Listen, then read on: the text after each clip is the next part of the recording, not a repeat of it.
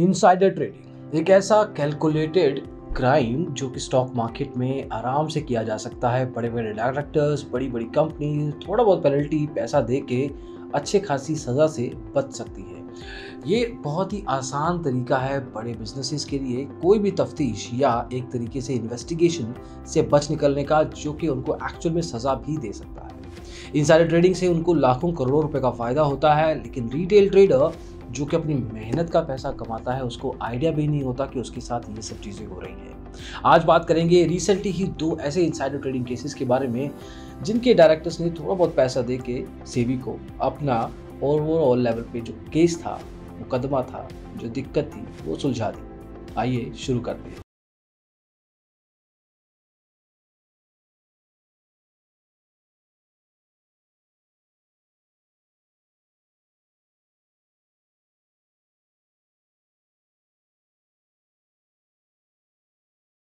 तो देखिए दोस्तों, सिंपल तरीका है। सेबी को इनसाइडर ट्रेडिंग का कभी अंदेशा होता है किसी कंपनी में, किसी स्टॉक प्राइस के मूवमेंट में, तो वो उसकी तफ्तीश करती है, इन्वेस्टिगेशन। अगर उसको लगा कि इस पर्टिकुलर केस में कुछ दिक्कत है तो वो एक तरीके का अल्टीमेटम भेजती है, सर्कुलर भेजती है, एक नोटिफिकेशन भेजती है कंपनी के डायरेक्टर्स को या जो भी उस केस में शामिल हो सकते हैं।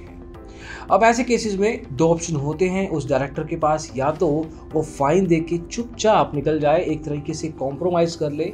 मुंबईया भाषा में इसको मांडवली कहते हैं। तो या तो वो कॉम्प्रोमाइज़ कर ले, नहीं तो सेबी उसके खिलाफ उसकी किताबें खोलेगी और उसको सज़ा भी हो सकती है। अब जो हम केसेस की बात कर रहे हैं, पहला केस है सोलारा एक्टिव फार्मा सर्विसेज का। फार्मास्यूटिकल कंपनी ये है और ऑब्वियसली ये सेक्टर सर्टेन लेवल पे बहुत बुलिश जा रहा है अक्रॉस द कंपनीज। इस कंपनी के जो डायरेक्टर हैं मिस्टर दीपक वैद्या, इन्होंने चुपचाप एक तरीके से सेबी को 6.03 लाख रुपए अदा करके, एक पेनल्टी अदा करके अपने उस केस को आगे बढ़ने से रोक दिया, जिसमें इनको सज़ा भी हो सकती थी, एक बड़ा स्कैम भी बाहर आ सकता था। अब मेरे पीछे जो स्क्रीन है, इस चार्ट को थोड़ा ध्यान से देखिएगा। इसमें क्या हो रहा है ये समझने की बहुत ज़रूरत है। इस पर्टिकुलर पॉइंट इन टाइम पे जुलाई 2018 की ये बात है। तो उस टाइम पे इस पर्टिकुलर कंपनी में कुछ ऐसी इंफॉर्मेशन आने वाली थी जिसके बेस पे इनका शेयर प्राइस बहुत बढ़िया एक अच्छे लेवल पे जा सकता था। अब इस पर्टिकुलर पॉइंट इन टाइम पे जुलाई 2018 की बात है। जो दीपक वैद्या जी हैं, इन्होंने 10,000 शेयर्स खरीदे और 10,000 शेयर्स बेच दिए। एक तरीके से एंटर किया पोजीशन में और एग्जिट कर दिया। आप किस तरह से ये पोजीशन है आपके सामने चार्ट में आपको दिखेगा।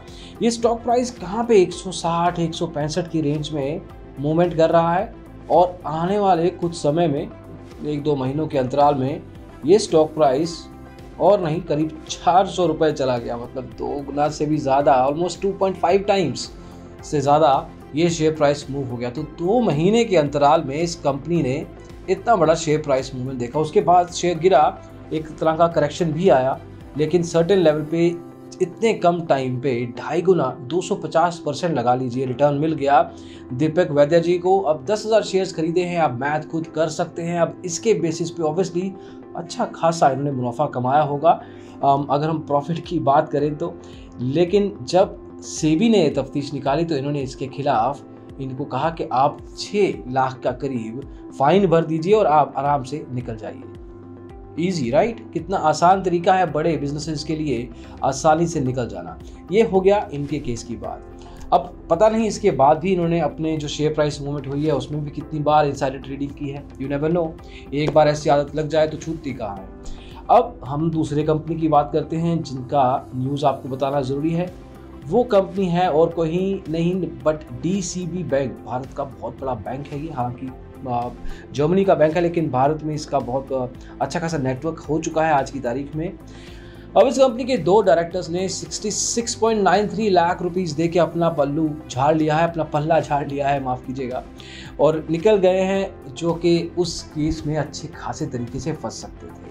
अब इनके केस में इस कंपनी ने इंटरेस्ट बचाने की कोशिश की है सेबी के साथ, और उसके खिलाफ इसमें इनसाइडर ट्रेडिंग का भी कुछ ना कुछ लेवल पे लोचा रखा गया है। तो 2-3 केस लगाए हैं, लेकिन उसका फाइन भर दिया। तो अब ये जो 2 डायरेक्टर्स हैं महान, इनका नाम बताना ज़रूरी है, आर वेंकटेश और रवि कुमार वद्रमानी।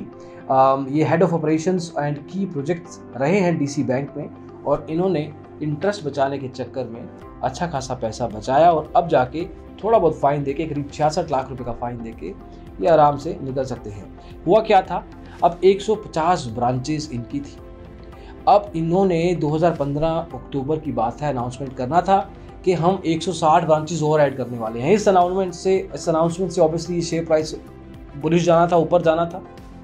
लेकिन इन अनाउंसमेंट से पहले ही इस कंपनी के डायरेक्टर्स ने वो शेयर खरीद लिए अच्छे खासे, और जब ये इन्फॉर्मेशन पब्लिश हुई पब्लिक डोमेन में तो शेयर प्राइस बढ़ा और अब वो प्रॉफिट कमा के निकल लिए। ऐसे केसेस में तो बड़े बड़े नाम भी ऑलरेडी आ चुके हैं और बहुत सारे वीडियोस भी हम बना चुके हैं। राकेश झुंझुनवाला भी ऐसे केसेस में काफ़ी बार सामने आ चुके हैं।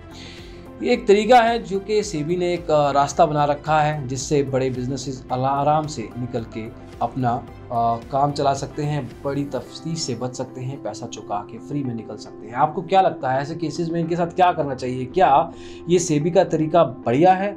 बढ़िया तो है बिजनेसेस के लिए, लेकिन एक इज़ इट जस्टिफाइड कि वो एक आसान तरीके से रास्ता मुहैया करवाते हैं बड़े बिजनेसेस को, और जो छोटे ट्रेडर्स हैं, रिटेल इन्वेस्टर्स हैं, जो कि एक्चुअल में मेहनत का पैसा कमा के प्रॉफिट कमाना चाहते हैं जेन्युइनली एनालिसिस करने के बाद, तो उनके लिए बिल्कुल जस्टिफाइड हमें तो नहीं लगता। आपकी क्या राय है ज़रूर बताइए कमेंट्स में। इस वीडियो दोस्तों बस इतना ही अभी के लिए। आप और डिजिटल ब्लॉगर के साथ ज़रूर बने रहिएगा। स्टॉक मार्केट की सारी इन्फॉर्मेशन, न्यूज़, स्टॉक ब्रोकर्स के बारे में, डीमैट अकाउंट्स के बारे में, ट्रेडिंग प्लेटफॉर्म्स के बारे में, सेबी के बारे में, कंपनीज के बारे में, सब यहाँ पे बात होती है। Thank you so much, bye bye.